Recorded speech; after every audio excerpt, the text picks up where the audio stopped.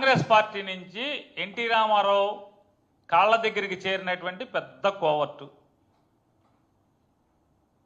మీలో మీరు చంపుకుని ఇవాళ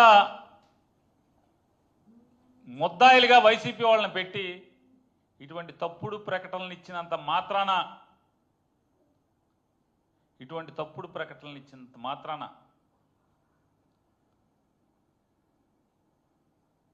ఈ పాపాల నుంచి చంద్రబాబు నాయుడు నీ ప్రభుత్వం లేదా మీరు కానీ కడిగి వేయబడజాలరు అనేది గుర్తుంచుకోమని చెప్పని హెచ్చరిక జారీ చేస్తూ నాడు ఎన్టీ రామారావుకి వెన్నుపోటు పొడిచి ఆయన కాళ్ళు పట్టుకుని కుర్చీలోంచి కిందకి ఈడ్చావు కాబట్టే ఇవాళ ఎన్టీ రామారావు గారి